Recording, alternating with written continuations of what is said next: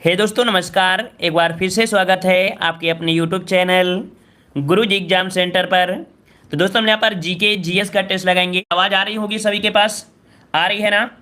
ठीक है, चलिए आवाज़ भी आ रही है और यहाँ पर सभी लोग आ भी चुके हैं। चलिए सभी को नमस्कार, सभी को जय हिंद। सब लोग वीडियो को लाइक भी करिएगा जितने लोग जुड़े हैं, ठीक है ना। चलिए, और यहाँ पर देखो क्वेश्चन आपका दिया गया है, कह रहा है क्लोरोफाइसी के सदस्यों को प्रायः शैवाल कहते हैं। मतलब यहाँ पर आपको खाली स्थान आपको भरना है, ठीक है, खाली स्थान भरना है और इस खाली स्थान में जो भरा जाएगा वो क्या भरा जाएगा। चलिए कुछ लोगों के जवाब भी यहाँ पर आ चुके हैं। कह रहे हैं क्लोरोफाइसी के सदस्यों को प्रायः हरा शैवाल कहते हैं। क्या बोलते हैं?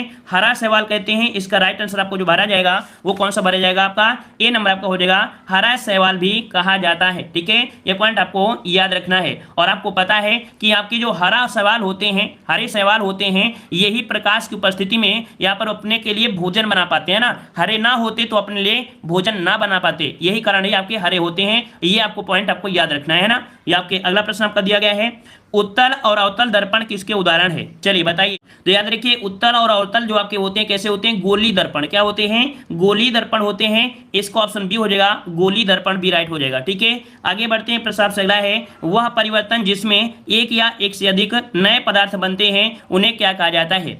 चलिए जवाब दीजिए। वह परिवर्तन जिसमें एक या एक से अधिक नए पदार्थ बनते हैं उसे क्या कहा जाता है? यहाँ पर 83 का जवाब कौन सा हो जाएगा? चलिए तो यहाँ पर जवाब गया है 83 में, जवाब आपका ए आ रहा है। सभी का जवाब यहाँ पर ए आ रहा है। चलिए बहुत अच्छे, याद रखिएगा कि इसमें से आपके रासायनिक परिवर्तन होते हैं। क्या? ऑप्शन बी होगा, इसका बी होगा रासायनिक परिवर्तन। क्यों? क्योंकि जो पदार्थ हो रहे हैं वो भौतिक में नहीं होते हैं, कहीं ना कहीं केमिकली तरीके से होते हैं और वो आपके होते हैं कैसे? रासायनिक तुलना में, ठीक है ना। तो इसका जवाब यहाँ पर बी हो जाएगा, ठीक है। सुखाते हैं। चलिए खराब से धातुओं का वह गुण जिसके कारण उन्हें पीट कर शीट में परिवर्तित किया जाता है क्या कहलाते हैं? चलिए क्वेश्चन आपके यहाँ पर देख सकते हैं, अच्छे भी आपके हैं, है ना। चलिए तो 84 का जवाब दीजिए। यहाँ पर क्या हो जाएगा? तो याद रखिए कोई मान लो आपकी ये सीट है ना, कोई अगर ये सीट है, कैसी सीट है? ये धातु की सीट है। और याद रखिए इसे अगर हम पीट पीट के क्या करेंगे? बड़ा करेंगे, है ना। जब इसे पीटेंगे तो क्या हो जाएगा? इसका क्षेत्र और बढ़ जाएगा। और ये जब क्षेत्र बढ़ जाएगा उसे बोलते हैं क्या है? आघात वर्धनीयता। क्या बोलते हैं? आघात वर्धनीयता, या इंग्लिश में बोलते हैं मेलेबिलिटी। क्या बोलते हैं? मेलेबिलिटी बोलते हैं। तो यहाँ पर याद रखिए ऑप्शन आपका बी राइट हो जाएगा। बी बनेगा, श्यानता नहीं होगा भाई, बी बनेगा। अगला क्वेश्चन आपसे दिया गया है, निम्नलिखित में से किस ग्रंथ से हमें भारत और इटली के बीच होने वाले व्यापार की जानकारी मिलती है? चलिए आप जवाब दीजिए, इसमें से आपका जवाब सही कौन सा हो जाएगा? बताइए, भारत और इटली के बीच होने वाले व्यापार की जो जानकारी मिलती है वो किससे मिलती है? चलिए तो यहाँ पर देखो 85 के जवाब कुछ लोगों के आ चुके हैं। यहाँ पर जो आपका है नेचुरल हिस्टोरिका, ठीक है, कौन सी है? नेचुरल हिस्टोरिका में आपके भारत और इटली के बीच होने वाले व्यापार की जानकारी मिलती है, ठीक है ना। तो जवाब क्या आंसर हो जाएगा? ए नंबर आपका हो जाएगा, ठीक है। आगे बढ़ते हैं। प्रश्न आपसे अगला पूछा गया है, यहाँ पर आपसे कह रहा है निम्नलिखित में से कौन महमूद गजनी के दरबार में उपस्थित था? चलिए यहाँ पर बताइए सही कौन सा हो जाएगा? बताइए महमूद गजनी के दरबार में कौन थे? उतबी थे, फिरदौसी थे, अलबरूनी थे, या ये सभी थे? कौन से? चलिए यहाँ पर जवाब आ रहे हैं, ऑप्शन यहाँ पर डी आ रहा है। चलिए अच्छी बात है, अगर आपका डी आया है तो जवाब भी आपका बिल्कुल सही होगा। देखो अभी भी यहाँ पर किसी किसी का ए आ रहा है, किसी का अलबरूनी आ रहा है, किसी के ये आ रहा है। अब इसी में समझ लीजिए कि किसी का जब ये आ रहा है वो आ रहा है तो ये सरल टेस्ट पेपर नहीं है, मतलब ये टेस्ट पेपर आपका अच्छा है क्योंकि सिलेक्शन वाले ही यहाँ पर डी लगाएंगे। यहाँ पर ऑप्शन बन जाएगा डी। ये सभी ही आपकी महमूद गजनी के दरबारी में थे, ठीक है, ये सभी आपके महमूद गजनी के दरबार में थे, ठीक है, याद रखिएगा, ठीक है ना। और यहाँ पर आपका जो दिया गया है कौन सा? फिरदौसी। फिरदौसी से क्वेश्चन क्या बनता है कि शाहनामा किसने लिखी है? हमेशा क्वेश्चन होता है शाहनामा किसने लिखा है, तो आपकी फिरदौसी ने शाहनामा लिखा है। ये क्वेश्चन आपसे हमेशा पूछा जाता है। वहीं पर जो आपके अलबरूनी है, ठीक है, अलबरूनी ने क्या लिखा था? वो किताबुल हिंद, ठीक है, किताबुल हिंद नामक पुस्तक किसने लिखी? तो आपके अलबरूनी ने लिखा था, ठीक है ना। और आपके उतबी ने क्या लिखा था? तो उतबी ने लिखा था तारीखे ए यामनी, ठीक है, तारीखे ए यामनी लिखा था, ठीक है। तो बस आगे बढ़ते हैं। प्रश्न आपसे अगला पूछा गया है, कह रहा 20 जून 1756 को ब्लैक होल घटना निम्नलिखित में से किसके शासनकाल में घटित हुई थी? यहाँ पर जवाब दीजिए 87 का नंबर, 87 का जवाब देना है। और यहाँ पर ऑप्शन आपका आ रहा है जो कि यहाँ पर आपका बी नंबर। चलिए बी नंबर आया है, किसी किसी का आया है।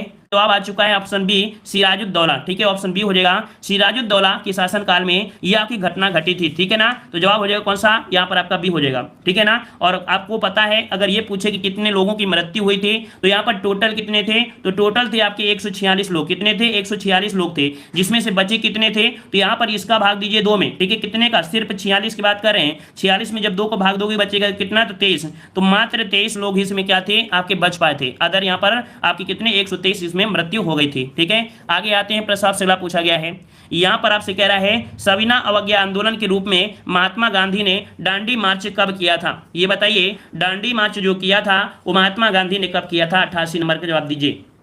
चलिए, तो जवाब यहाँ पर आ रहा है, जो कि ऑप्शन आ रहा है यहाँ पर। चलिए जल्दी जवाब दीजिए भाई, हम हमारे आंसर का वेट किया करते हैं कि सर आंसर बताएंगे तब हम बताएंगे, और बाद में बोलेंगे कि पेपर सरल था। पेपर सरल नहीं है, आप पहले जवाब दीजिए हमारे बोलने से। चलिए, कुछ लोगों का जवाब यहाँ पर आया है डी नंबर और किसी का सी भी आ रहा है। तो यार 1930 तो आपका होगा, तो आपको मिल गया है ऑप्शन नंबर डी 12 मार्च 1930। ठीक है, 12 मार्च 1930 को प्रारंभ किया था। कहाँ से प्रारंभ किया था, तो साबरमती आश्रम से प्रारंभ किया था। ठीक है, साबरमती आश्रम कहाँ पर है, तो आपके अहमदाबाद में है। ठीक है, कितने लोगों के साथ, तो आपके 88 लोगों के साथ ये आपका हुआ था। ठीक है ना, और कब, तो यहाँ पर कह सकते हैं कि आपकी 6 अप्रैल 1930 को पहुंच गए थे। कहाँ पर, तो आपकी 6 अप्रैल 1930 को ये कह सकते हैं कहां पहुंच गए थे, तो आपके दांडी में आपके पहुंच गए थे। वहां पर आप कह सकते हैं नमक कानून को तोड़ा था। ठीक है ना, और यहीं से सविनय अवज्ञा आंदोलन का प्रारंभ हुआ था। ठीक है, आगे आते हैं। चलिए, एडमिट कार्ड कब आएंगे, तो भाई एडमिट कार्ड जो आपके आने हैं वो आपको संभवतः है कि 25 को शाम तक आ जाएंगे। ठीक है, 25 तारीख को शाम को आ जाएंगे एडमिट कार्ड, परेशान मत होइए। ठीक है, 25 तारीख को शाम को एडमिट कार्ड आपको मिल जाएंगे। ठीक है, चलिए यहां पर दिया गया न्यूट्रॉन तारे पल्सर से सिकुड़ने से बना असीमित घनत्व का द्रव युक्त पिंड है जो किसी प्रकार के विकिरण को बाहर नहीं जाने देता है, क्या कहलाता है। चलिए, न्यूट्रॉन तारा देखो क्या दिया है, न्यूट्रॉन तारे के सिकुड़ने से बना असीमित घनत्व का द्रव युक्त पिंड जो किसी प्रकार के विकिरण को बाहर नहीं जाने देता है, क्या कहलाता है। यहाँ पर 89 का जवाब क्या बनेगा, 89 का जवाब यहाँ पर कुछ लोगों के आ भी रहे हैं, जो कि आपका जवाब आ रहा है ए नंबर। इन्हें बोलते हैं ब्लैक होल। क्या बोलते हैं, ब्लैक होल बोलते हैं। ठीक है, ऑप्शन बन जाएगा आपका ए नंबर आपका हो जाएगा। और वैसे भी हमने आपको बताया था कि जो आपके ब्लैक होल है उसकी खोज किसने किया था, एस चंद्रशेखर ने किया था, एस चंद्रशेखर ने। ठीक है ना, इसीलिए ब्लैक होल को चंद्रशेखर सीमा भी कहा जाता है, चंद्रशेखर सीमा भी कहा जाता है। ठीक है, आगे बढ़ते हैं। प्रस्ताव से अगला पूछा गया है, कह रहा है बेगुला धारा किस महासागर की शीतल धारा है। चलिए, यहाँ पर जवाब देना है, और आप समझ सकते हैं कि आज का जो लेवल है वो आपका अच्छा खासा लेवल है, और इस अच्छे खासे लेवल में आप लोग बताइएगा कि कितना आप लोगों का स्कोर गया है। ठीक है, चलिए तो यहाँ पर बताइए सही कौन सा हो जाएगा। बेगुला धारा जो आपकी है वो आपके कहाँ की है, बेगुला धारा, तो ये आपके कहाँ के है भाई, तो आपका जवाब आ रहा है यहाँ पर आपका कौन सा आ रहा है, हिंद महासागर। चलिए भाई, हिंद महासागर तो नहीं है आपका, है ना, ये हिंद महासागर नहीं है। और दूसरा जवाब दीजिए, इसमें हिंद महासागर नहीं है, ये है आपकी किसकी है, तो आपके दक्षिण अटलांटिक महासागर। कहाँ का है, दक्षिण अटलांटिक महासागर की आपकी धारा है। ठीक है ना, जो कि यहाँ पर कह सकते हैं आपको बेगुला से आपको पता होना चाहिए, जो आपका दक्षिण अमेरिका है उसी के नीचे आपके यहाँ पर ये आपकी धारा चलती है, जो भी यहाँ पर कहाँ से ऐसे यहाँ पर नहीं आती, ऐसे निकल कर आती है, जो कि एक ठंडी धारा होती है। याद रखिए, बेगुला जो आपकी धारा है कैसी है, तो आपकी ठंडी धारा है। ये भी क्वेश्चन आपका पूछा जाता है, तो कैसी है, तो आपकी ठंडा धारा है। ठीक है ना, और ये कह सकते हैं जो आपके दक्षिण से उत्तर की ओर अफ्रीका महाद्वीप के पास, ये दो आपकी ऑस्ट्रेलिया है। ठीक है, ये आपका कौन है, उत्तरी अमेरिका है और दक्षिण अमेरिका है, और इधर क्या है आपका अफ्रीका है। तो इस कॉर्नर पे ऐसे होकर ऐसे निकल कर आती है बेगुला धारा। ठीक है, चलिए आगे बढ़ते हैं। प्रश्न आपसे अगला पूछा गया है, यहां पर आपसे क्वेश्चन दिया गया है, निम्नलिखित में से कौन सा स्थान भूमध्य रेखा के सर्वाधिक निकट है। चलिए यहां पर जवाब दीजिए, सही जवाब इनमें से कौन सा हो जाएगा। तो यहाँ पर जो कि 91 का जवाब क्या हो जाएगा, 91 का जवाब आ रहा है यहाँ पर आपका इंदिरा पॉइंट। चलिए यहाँ पर जवाब इंदिरा पॉइंट आ रहा है, तो बिल्कुल सही जवाब है। याद रखिएगा कि भूमध्य रेखा सर्वाधिक निकट यहाँ पर है, इंदिरा पॉइंट दिया है, फिर कन्याकुमारी दिया है, फिर आपका मिनिकाय दिया, फिर आपका आगाती दिया है। अगर आप थोड़ा भी अगर दिमाग लगाएंगे, थोड़ा भी दिमाग अगर लगाते हैं, तो आपका जवाब यहाँ पर हो जाएगा कौन सा, इंदिरा पॉइंट।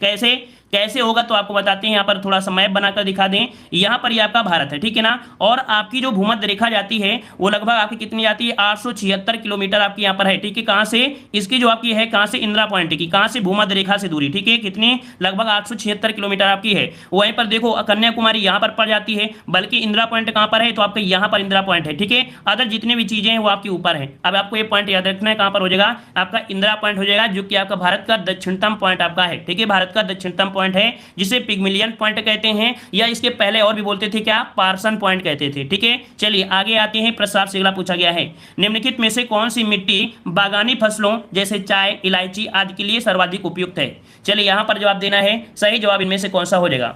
सब लोग भाई वीडियो को भी लाइक करते रहिएगा, आप लोगों के लेवल का पेपर भी है ना, आप लोग भी मेहनत कर रहे हैं तो आप लोगों के साथ हम भी मेहनत कर रहे हैं। ठीक है, सब लोग वीडियो को लाइक करें, शेयर भी करें। ठीक है, और अब जितने समय बचा है अब डेली का डेली यहाँ पर रिवीजन करते रहें। चलिए जवाब यहाँ पर आपका ए नंबर आ रहा है, तो यहाँ पर देखो किसी का सी भी आया है, लेकिन सी नहीं होगा, याद रखिएगा यहाँ पर आपका होगा कौन सा, आपका ए नंबर लैटेराइट मिट्टी। तो यहाँ पर देखो लैटेराइट मिट्टी की खासियत क्या होती है, ये जो आपकी होती है पहाड़ी एरिया में होती है, या कह सकते हैं ढालू एरिया में होती है, जहाँ पर क्या होता है पानी बरसता है और बह जाता है, ढाल वाला है ना, इसे बोलेंगे ढाल। और ढाल में क्या होता है, उपजाऊ मिट्टी क्या होती है, बह जाती है। जब उपजाऊ मिट्टी बह जाती है तो उसमें कौन से कण बनते हैं, आपके लोहे के आपके कण बचेंगे जो आपके भारी होंगे, और आपके एल्युमिनियम के बचेंगे जो आपके भारी होंगे। यही कारण है कि ये मिट्टी उपजाऊ ज्यादा नहीं होती है, लेकिन चाय इलायची के लिए होती है। और ये जो आपकी मिट्टी होती है इससे बनाए जाते हैं घर के ईंट, क्या, घर के ईंटों के लिए मजबूत होती है। क्यों, क्योंकि इसमें उपजाऊ मिट्टी नहीं रहेगी, ना बालू रह गई थी, क्या बचेगा था, लोहा और आपके क्या, एल्युमिनियम, इसलिए मजबूत होती है। किसी को फेंक कर मार दोगे उसको टूट जाएगा, लेकिन वो टूटेगी नहीं। क्लियर हो गया। चलिए आगे आते हैं। प्रश्न आपसे अगला पूछा गया है आपसे यहाँ पर कि दो पारिस्थितिकी तंत्रों के मध्य अथवा दो विभिन्न समुदायों के मध्य स्थित संक्रमण क्षेत्र क्या कहलाता है। चलिए यहां पर जवाब देना है, सही जवाब क्या हो जाएगा, दो पारिस्थितिकी तंत्रों के मध्य अथवा दो विभिन्न समुदायों के मध्य स्थित संक्रमण क्षेत्र क्या कहलाता है।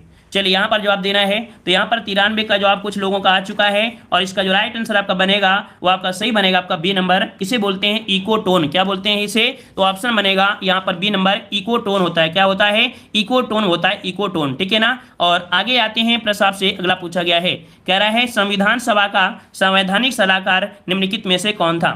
यहाँ पर जवाब देना है, संविधान सभा का संवैधानिक सलाहकार इनमें से कौन सा था। जवाब देना है, सर मुझे एक भी क्वेश्चन नहीं आ रहा है, आई एम सैड।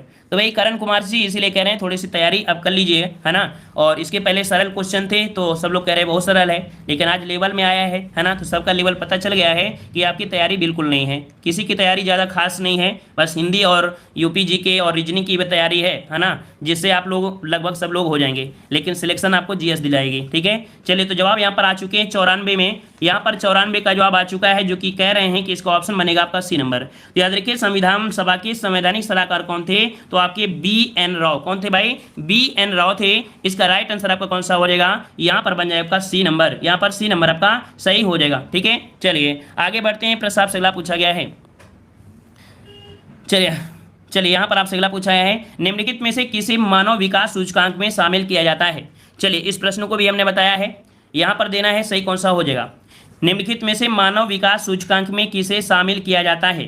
तो याद रखिए मानव विकास सूचकांक जिसे ह्यूमन डेवलपमेंट बोलते हैं, एचडीआई, और इसमें से आपकी भारत की रैंक भी आपकी निकाली जाती है ना, जो कि देखा जाता है वास्तविक प्रति व्यक्ति आय क्या है, इनकम क्या है, साथ में जीवन प्रत्याशा, मतलब उस देश के जो व्यक्ति हैं वो कितने उम्र तक जी सकते हैं, और देखा जाता है कि वहां पर साक्षरता क्या है, वयस्क जो आपके साक्षर वो कितना है, ये तीनों चीज को लिया जाता है आपके मानव विकास सूचकांक में। तो 95 का जवाब कौन सा हो जाएगा, यहाँ पर आपका डी सही हो जाएगा। याद रखिएगा कभी कभी क्वेश्चन ये बन जाता है कि जो आपका मानव विकास सूचकांक है इसको सबसे पहले किसने निकाला था, ठीक है ना, तो इसको सबसे पहले महबूब उल हक, ठीक है, महबूब उल हक हैं जो कि पाकिस्तानी अर्थशास्त्री हैं, उन्होंने इसको यहाँ पर दिया था। ठीक है, ये पॉइंट आपको याद रखना है। बस आगे बढ़ते हैं। प्रसाद सिला पूछा गया है, अगला दिया है भारतीय संविधान में संशोधन का प्रावधान किस अनुच्छेद में किया गया है। यहाँ पर जवाब दीजिए, सही जवाब कौन सा हो जाएगा, भारतीय संविधान में संशोधन का प्रावधान किस अनुच्छेद में किया गया है। चलिए यहाँ पर जवाब आ रहा है ऑप्शन यहाँ पर आपका बी, है ना, बी नंबर आप तो आपका सही हो जाएगा, इसको गलती मत करिएगा। ठीक है, ऑप्शन बनेगा आपका बी, 368 के तहत संविधान में संशोधन कर सकते हैं। ठीक है ना, जवाब यहाँ पर आपका बी सही हो जाएगा। 370 में आपको पता है कि आपका संशोधन हो चुका है और ये जम्मू कश्मीर से था, अब इसका रिलेशन जम्मू कश्मीर से खत्म हो चुका है। ठीक है, आगे आते हैं। प्रस्ताव से अगला है, भारत में मौद्रिक नीति का निर्धारण कौन करता है। भारत में मौद्रिक नीति का जो निर्धारण करता है वो कौन करता है, जवाब दीजिएगा। लाइक शेयर करते रहिए, सब लोग लाइक शेयर करते रहिए।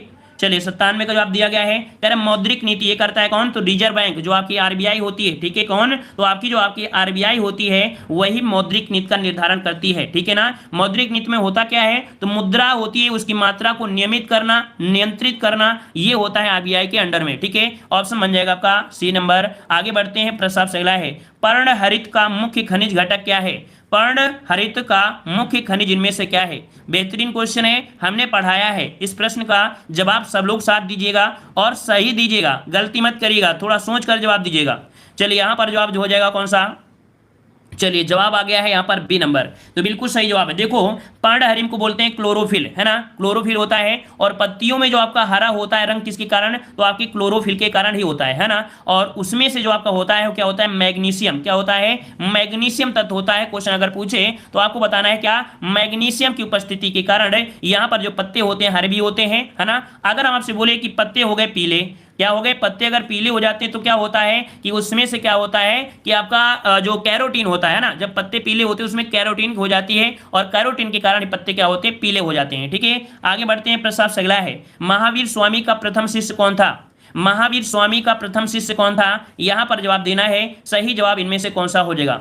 चलिए यहां पर जवाब आ रहा है, कह रहे हैं इसका राइट आंसर आपका बनेगा यहां पर आपका जमाता, क्या थे, जमाली, जमाल थे। चलिए यहाँ पर जवाब आ रहा है बी नंबर, तो बिल्कुल सही जवाब है। यहाँ पर आपका जवाब हो जाएगा बी नंबर, जमाली हो जाएगा, जमाली, है ना। और इनकी जो आपकी पुत्री थी प्रियदर्शना, ये पति भी थे, ठीक है। इनके जो कह सकते हैं कि इनकी पुत्री थी ना, इनकी पुत्री कौन थी, आपकी प्रियदर्शनी थी, इनके कह सकते हैं पति थे, कुल मिलाकर उनके दामाद हो गए, ठीक है ना। तो यहाँ पर जवाब हो जाएगा कौन सा, बी नंबर। आगे आते हैं, प्रश्न अगला है, बायोगैस का प्रमुख घटक कौन सा है, का जवाब कौन सा होगा। तो यहाँ पर बायोगैस का जो मुख्य घटक होता है क्या होता है, बी नंबर, मेथेन होता है। क्या होता है, मेथेन होता है, जो कि एक रंगहीन गैस होती है और दलदली स्थानों में आपको ये गैस देखने को मिलती है, बुलबुलों के रूप में बाहर निकल कर आती है, ठीक है। आगे आते हैं, प्रश्न आपसे अगला पूछा गया है, यहाँ पर कह रहा है डॉक्ट्रिन ऑफ लैंप की नीति किसने आरंभ की थी।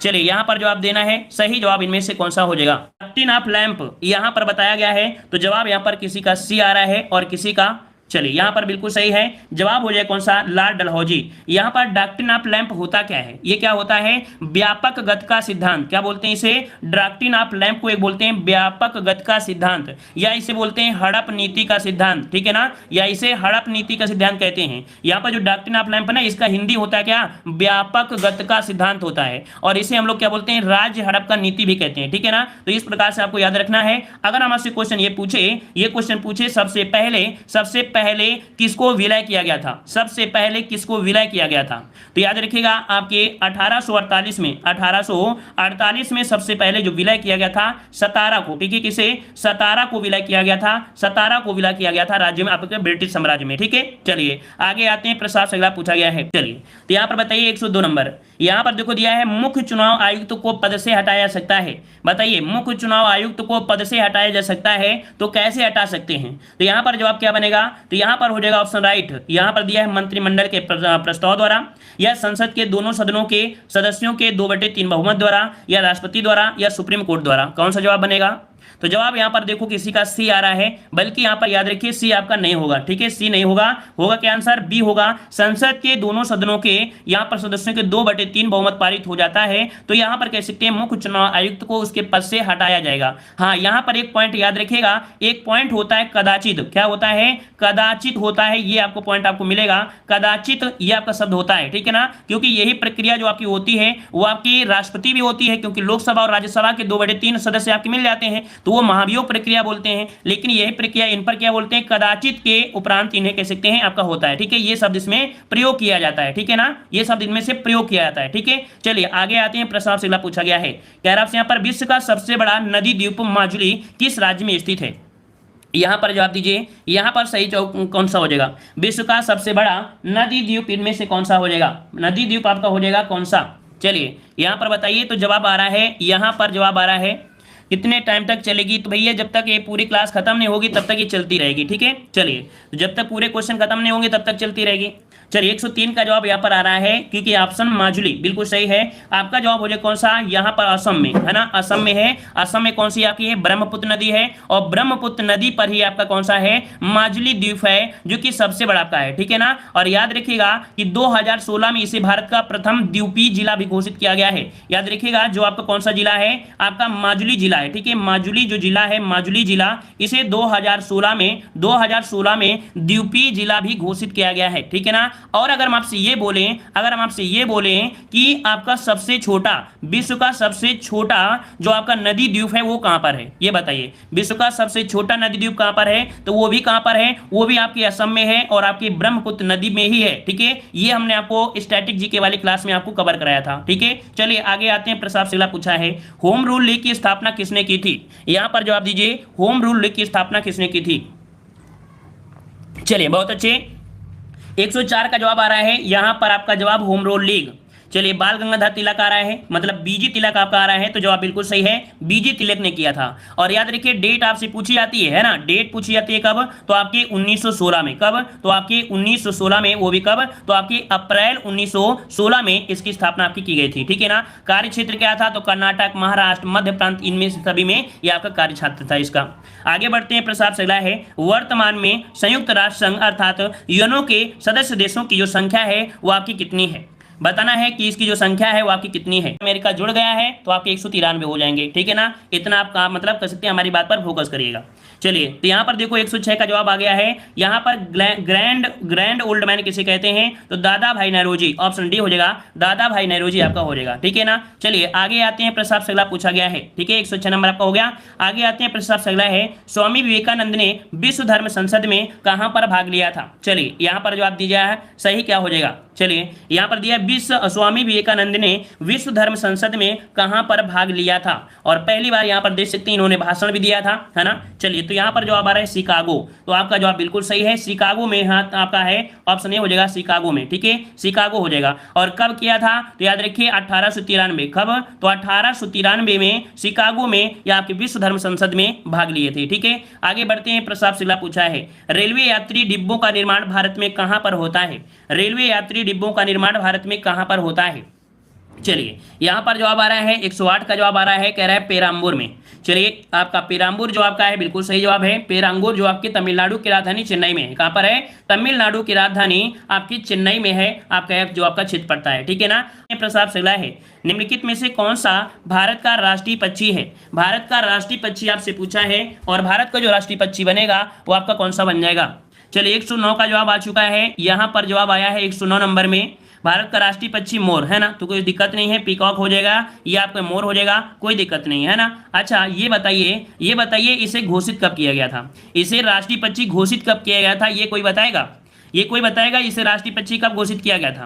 तो याद रखिए 1963 में। कब, तो आपके 1963 में मोर को राष्ट्रीय पक्षी घोषित किया था आपकी सरकार ने, अर्थात भारत सरकार ने, ठीक है ना। वैज्ञानिक नाम क्या होता है, पावो क्रिस्टेटस, क्या होता है, पावो क्रिस्टेटस इसका वैज्ञानिक नाम होता है, ठीक है। आगे बढ़ते हैं। प्रसाद सगला है, भारत छोड़ो आंदोलन को इंडियन नेशनल कांग्रेस द्वारा कहां अपनाया गया था। भारत छोड़ो आंदोलन को इंडियन नेशनल कांग्रेस द्वारा कहां अपनाया गया था। चलिए कहां अपनाया गया था, चलिए यहाँ पर जवाब आ चुका है, कह रहे इसका राइट आंसर आपका बनेगा यहाँ पर आपका बंबई। चलिए यहाँ पर 110 का जवाब आ रहा है, आपका बंबई आ रहा है, कि आपका जवाब बंबई है, बिल्कुल सही है, ऑप्शन आपका ये हो जाएगा बंबई में, ठीक है, बंबई में। और कब, तो आपके 8 अगस्त, ठीक है, आपको डेट याद रखना है क्योंकि डेट आपको डायरेक्ट पूछेगा, 8 अगस्त 1942, ठीक है, 8 अगस्त 1942 को आपका हुआ था, ठीक है। आगे बढ़ते हैं। प्रसाद से अगला पूछा गया है, हाँ बिल्कुल सही है, यहाँ पर जवाब आया है अनुभव तिवारी का, कि गोकुलदास तेजपाल संस्कृत विश्वविद्यालय में आपका, ठीक है। लेकिन ये आपका दिया गया क्या, तो आपका इंडियन नेशनल कांग्रेस का जो अपनाया गया था ये पूछा गया है, भारत छोड़ो आंदोलन पूछा गया, ठीक है ना। वो जो आपका हुआ था ना गोकुलदास तेजपुर, वो आपका संस्कृत, वो वाले में कौन था, उसमें से आपका था जो 1885 में कांग्रेस का जो आपकी कमेटी बनी थी, है ना, वो कांग्रेस जो आपका था ना, राष्ट्रीय कांग्रेस 1885 बनी थी, वो आपका वहां पर था, ठीक है। चलिए अच्छा प्रयास है। चलिए यहाँ पर दिया है, निम्नलिखित में से प्रत्यक्ष कर कौन सा है। यहाँ पर 111 का जवाब आ गया है, यहाँ पर कह रहा है कि निम्नलिखित में से प्रत्यक्ष कर कौन सा है, मतलब आपका डायरेक्ट कर, जो डायरेक्ट कर हो जाएगा कौन सा हो जाएगा। तो यहाँ पर जवाब आ गया है, आपका जवाब आ रहा है यहाँ पर विक्रय है, अभिकारी है, तो देखिए इसका जवाब हो जाएगा सी नंबर, जो आपका आयकर है, ठीक है। जो आयकर है ये कैसा है, तो डायरेक्ट डायरेक्ट टैक्स है, यहाँ पर जवाब बनेगा, यहाँ पर आपका सी नंबर आपका हो जाएगा, ठीक है ना। आयकर, व्यय कर, संपत्ति कर, निगम कर, ये आप सभी कैसे होते हैं, तो आपके प्रत्यक्ष कर होते हैं जो डायरेक्ट उसी से लिए आते हैं, ठीक है। आगे आते हैं, प्रस्ताव से अगला पूछा गया है, यहाँ पर कह रहा है प्रधानमंत्री श्री नरेंद्र मोदी जी ने स्वच्छ भारत अभियान का शुभारंभ कब किया था। यहाँ पर बताइए स्वच्छ भारत अभियान का जो शुभारंभ किया था ये कब से किया था, यहाँ पर जवाब देना है। 112 का कौन सा जवाब हो जाएगा। चलिए यहाँ पर जवाब आ रहा है 2 अक्टूबर। 2 अक्टूबर क्लियर है, चलिए बिल्कुल सही है। 2 अक्टूबर 2014, 2 अक्टूबर 2014 को शुभारंभ किया। अच्छा 2 अक्टूबर की किसकी जयंती होती है, तो 2 अक्टूबर को जयंती होती है किसकी, गांधी जयंती के अवसर पर इसको शुरू किया गया था। उद्देश्य तो आप जानते हो क्या होगा, ये साफ स्वच्छता सफाई यही तो होगा ना, मतलब साफ सुथरा रहो, गंदगी से मुक्त रहो, आपका स्वच्छता अभियान हो गया। चलिए आगे बढ़ते हैं, प्रस्ताव से अगला पूछा है, गिर नेशनल पार्क किस राज्य में स्थित है। गिर नेशनल पार्क किस राज्य में है, 113 का सही जवाब कौन सा हो जाएगा। चलिए तो गिर आपका गिर है से गिर से गुजरात है ना, कहां पर हो जाएगा, गिर से गुजरात हो जाएगा, गिर से गुजरात हो जाएगा। ऑप्शन बनेगा आपका डी। याद रखिएगा कि भारत के जो आपके बब्बर शेर हैं, ठीक है, भारत में जो आपके बब्बर शेर हैं वो कहां मिलते हैं, तो गिर के गुजरात के जंगलों मिलते हैं। क्यों, क्योंकि यहाँ की जो आपकी मिट्टी है कहा जाता है ये आपके अफ्रीका के गोंडवाना लैंड की आपकी मिट्टी है। तो जिस प्रकार से अफ्रीका में आपके बब्बर शेर हैं है ना, वही आपके कहां मिलते हैं, तो मात्र आपके गुजरात में मिलते हैं, ठीक है। चलिए आगे बढ़ते हैं, प्रस्ताव से अगला पूछा गया है, ऐसेज नाम से प्रसिद्ध अंतर्राष्ट्रीय क्रिकेट श्रृंखला किन 2 देशों के बीच खेली जाती है। देखो एक आपके यहाँ पर श्रृंखला अंतर्राष्ट्रीय क्रिकेट आपकी है, नाम क्या है, एसेज कप, ठीक है, एसेज कप आपका है। और ये जो खेला जाता है किसके साथ खेली जाती है, इसके साथ होती है, तो आपका जवाब हो जाएगा कौन सा, यहाँ पर जवाब आ रहा है ऑस्ट्रेलिया और इंग्लैंड, बिल्कुल सही है। क्रिकेट के जो दीवाने हैं वो तो गलती नहीं कर सकते है ना। चलिए ऑस्ट्रेलिया एवं इंग्लैंड के मध्य खेली जाती है, जो कि कहां पर दिया भाई, ऑप्शन डी दिया है, ऑस्ट्रेलिया और आपके इंग्लैंड के मध्य खेली जाने वाली ये आपकी श्रृंखला है, ठीक है। आगे बढ़ते हैं, प्रस्ताव से है, यहाँ पर कह रहा है WHO एक अंतर्राष्ट्रीय संगठन है, इसका पूरा नाम क्या है। चलिए WHO एक अंतर्राष्ट्रीय संगठन है, इसका पूरा नाम जो है वो आपका क्या हो जाएगा, चलिए क्या हो जाएगा, तो world health organisation, world health organisation होता है ना। तो आपका जवाब इनमें से कौन सा बनेगा, वर्ल्ड हेल्थ ऑर्गेनाइजेशन, जो कि जवाब है कौन सा, ऑर्गेनाइजेशन, और दूसरे में क्या है वर्ल्ड। ए नंबर आपका जवाब हो जाएगा, ए नंबर आपका यहाँ पर राइट हो जाएगा, ठीक है। सर मूल विधि की क्लास, तो भाई आज मूल विधि की क्लास आपकी नहीं होगी, यहाँ पर ये क्लास चल रही है। वैसे भी यहाँ पर कह सकते हैं कि ये क्लास जो की गई है लगातार क्लासें होती थी है ना, 5 बजे क्लास होती, फिर इसके बाद फिर क्लास होती थी, तो थक जाते थे, इस कारण से यहाँ पर आपको इसको रख लिए हैं। मूलविधि क्लास के लिए हम आपको टाइम बता देंगे कि उसमें से कौन सी आपकी टाइम होगी मूलविधि वाली क्लास, ठीक है, उसको हम टाइम बता देंगे तो उसको कर सकते हैं। चलिए यहाँ पर जवाब दीजिए, फीफा एक अंतर्राष्ट्रीय खेल निकाय है, यह किस खेल से संबंधित है। फीफा, और फीफा के बारे में तो आप जानते होंगे अच्छी तरीके से, फीफा के बारे में जानते हैं ना, ये आपका क्या है, तो आपकी फुटबॉल से संबंधित है। किससे है, फुटबॉल से संबंधित है। ऑप्शन बनेगा यहाँ पर आपका डी नंबर, ठीक है ना, federation of international football association इसका फुल फॉर्म होता है। चलिए आगे आते हैं, प्रस्ताव से अगला पूछा गया है कि जल चक्र के दौरान वाष्पीकरण की प्रक्रिया में एक पौधे का निम्नलिखित में से कौन सा भाग शामिल होता है। चलिए बताइए, जल चक्र के दौरान वाष्पीकरण में देखो क्या दिया है, वाष्पीकरण दिया है, और कुछ पर फोकस मत करिएगा, यहाँ पर दिया है वाष्पीकरण। और जब बोला जाए वाष्पीकरण में तो यहाँ पर बताइए शाखाएं, पत्तियां, तना या जड़, क्या बनेगा, तो यहाँ पर आपका जवाब क्या हो जाएगा भाई, तो यहाँ पर देखो वाष्पीकरण किससे होगा, पत्तियों से ही तो होगा ना, शाखाएं से तुरंत निकल थोड़ा जाएगा, किससे होगा, यहाँ पर आपको हो जाएगा पत्तियां, इन्हीं से तो होगा ना। अब देखो अगर आप बोलो जड़ से होगा, जड़ से पानी ऊपर तो जाता है लेकिन वाष्पीकरण उससे नहीं होगा, आपकी पत्तियों से होगा, ठीक है। चलिए आगे आते हैं, प्रस्ताव से पूछा गया है, कह रहा ऑप्टिकल फाइबर के काम करने के पीछे निम्नलिखित में से कौन सा वैज्ञानिक सिद्धांत उपयुक्त है। ऑप्टिकल फाइबर आपने सुना है कि नहीं सुना है, अभी आपने देखा था कि आपके अंडमान निकोबार में आपके BSNL ने ऑप्टिकल फाइबर यहाँ पर बिछा दिया है ना, मतलब जो ऑप्टिकल फाइबर होती है वो जो कार्य करती है वो किस सिद्धांत पर कार्य करती है, और ये सिद्धांत होता है कौन सा, प्रकाश का कुल आंतरिक प्रतिबिंब, क्या होता है, प्रकाश का कुल आंतरिक प्रतिबिंब होता है। इसका जो आपका जवाब हो जाएगा आपका ए नंबर आपका हो जाएगा, ठीक है ना। आगे बढ़ते हैं, प्रस्ताव से अगला पूछा गया है कि गैसों के संबंध में निम्नलिखित में से कौन सा कथन आपका सत्य है। गैस जो आपकी होती हैं, गैसें जो आपकी होती हैं वो आपकी होती क्या है, इनके संबंध में देखेंगे तो क्या हो जाएगा, तो कह रहे हैं गैसों का एक निश्चित आयतन होता है और निश्चित आकार होता है। ये यहाँ पर देखिए गैसों का ना तो निश्चित आयतन होता है और ना ही इसका क्या होता है, निश्चित आकार होता है ना। जवाब कौन सा हो जाएगा, बी इसका जवाब बन जाएगा, ठीक है। चलिए आगे बढ़ते हैं, प्रस्ताव से अगला पूछा गया है, कह रहा है निम्नलिखित विटामिन में से किसे धूप का विटामिन कहा जाता है। इस प्रश्न को भी हमने सॉल्व कराया है और बहुत ही देखते ही जवाब दे सकते हैं। तो देखो यहाँ पर दिया है धूप का विटामिन। धूप का विटामिन कैसे कहते हैं? तो यहाँ पर आपका जवाब हो जाए कौन सा? यहाँ पर सी नंबर विटामिन डी को कहते हैं। क्यों? क्योंकि शरीर जो आपका होता है सूर्य की उपस्थिति में यहाँ पर संश्लेषित करता है और आपका यहाँ पर विटामिन डी प्राप्त हो जाता है। अगला प्रश्न आपका दिया गया है कि गायों और भैंसों में एंथ्रेक्स फैलाने के लिए निम्नलिखित में से कौन सा प्रेरक एजेंट जिम्मेदार होता है?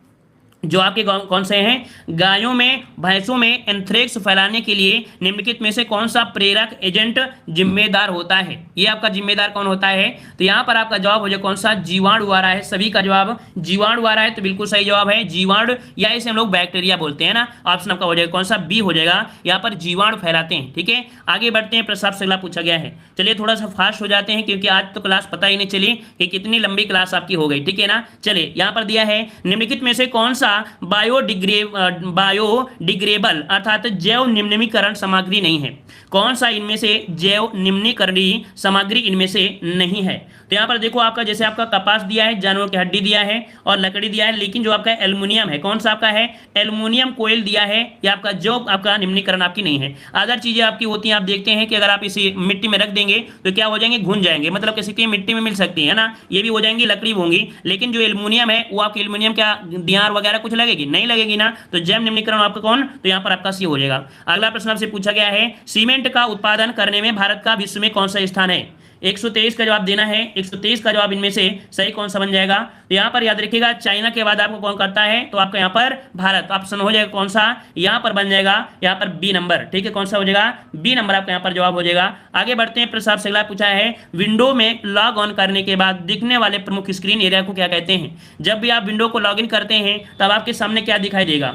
आपके सामने यहाँ पर दिखाएगा का, तो उसे बोलते हैं हम लोग टास्क बार। क्या बोलते हैं? टास्क बार बोलते हैं। ऑप्शन बी हो जाएगा टास्क बार। अगले प्रश्न को आते हैं। प्रश्न आपसे अगला है कि 1881 में केसरी अखबार की स्थापना किसने की थी? 1881 में केसरी अखबार की स्थापना किसने किया था?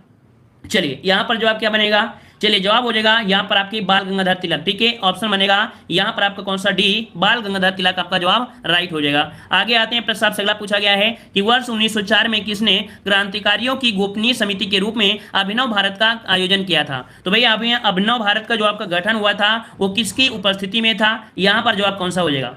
तो ये उपस्थिति किसकी थी? तो आपकी वीडी सावरकर। ठीक है, कौन है आपके? वीडी सावरकर। इसका जवाब बनेगा 126 क्वेश्चन बनेगा कौन सा? यहाँ पर आपका ए नंबर आपका सही हो जाएगा। ठीक है ना। और यहाँ पर देखा जाए अगले प्रश्न की ओर कि निम्नलिखित में से कौन सा पर्वतीय दर्रा उत्तराखंड में स्थित नहीं है? पर्वतीय दर्रा आपकी उत्तराखंड में स्थित नहीं है। यहाँ पर जवाब इनमें से कौन सा हो जाएगा? तो आपका कह रहा है लिप लेख, फिर सिपकीला और मुलिंगला, फिर आपका नीति। तो यहाँ पर देखो आपका नीति आपका है, मतलब नीति दर्रा आपका हो जाएगा। और भी कौन सा आपका है? मतलब यहाँ पर देखो लिपुलेख होता है, नीति होती है और आपका माना, ये तो आपके होते हैं। लेकिन सिपकीला दर्रा ये आपके उत्तराखंड में नहीं है। सिपकीला दर्रा उत्तराखंड में आपका नहीं है, ये आपके पड़ता है हिमाचल प्रदेश में। ठीक है, हिमाचल प्रदेश में। अगला क्वेश्चन आपसे दिया गया है निम्नलिखित में से कौन सा विकल्प भारतीय प्रायद्वीप में पश्चिम की ओर बहने वाली दूसरी सबसे बड़ी नदी है? तो देखो पश्चिम की ओर बोला गया है, पश्चिम की ओर बोला गया है, और पश्चिम की ओर बहने वाली दूसरी सबसे बड़ी नदी बोला गया है। ठीक है, मतलब ये आपका कौन सा है? आपकी ये पश्चिम है, और इसमें दूसरी आपकी पूछा गया है। पहली तो आपकी नर्मदा नदी है। ठीक है, याद रखिए पहली जो आपकी वो नर्मदा है, लेकिन दूसरी कौन सी बनेगी? दूसरी कौन सी बनेगी? तो यहाँ पर बी नंबर आपका तापी आ रहा है। बिल्कुल सही है, ताप्ती नदी है, या इसे हम लोग तापी नदी आपको बोलते हैं। इसकी लंबाई कितनी है? तो आपकी 724 किलोमीटर है। कितनी है? 724 किलोमीटर है, और ये मुल्ताई नगर के पास निकलती है, खंबात की खाड़ी में गिर जाती है। ठीक है ना। वहीं पर जो आपकी सबसे बड़ी है वो आपकी 1312 किलोमीटर है, जो आपकी नर्मदा नदी है। अगला प्रश्न आपका दिया गया है चेंचू कबीले के लोग जो अधिकतम शिकार तथा जंगली उत्पादों की बिक्री पर निर्भर करते हैं, ये जो आपके पाए जाते हैं कहाँ पर पाए जाते हैं? देखो आपकी एक जनजाति है चेंचू जनजाति, और ये जो आपकी चेंचू जनजाति है ये आपकी कहाँ की है? ये जनजाति कहाँ की है? ये जो आपकी है कहाँ की भाई? तो यहाँ पर आपका जवाब आ रहा है, आपका जवाब आ रहा है बिल्कुल सही है कुछ लोगों का। यहाँ पर आपकी आंध्र प्रदेश की, कहाँ पर आपकी है? आंध्र प्रदेश और उड़ीसा क्षेत्र में। याद रखिए आंध्र प्रदेश और उड़ीसा क्षेत्र में ये आपकी चेंचू जनजाति आपकी पाई जाती है। ठीक है, तो ऑप्शन बनेगा कौन सा? यहाँ पर बन जाए आपका सी नंबर आपका हो जाएगा। ठीक है ना।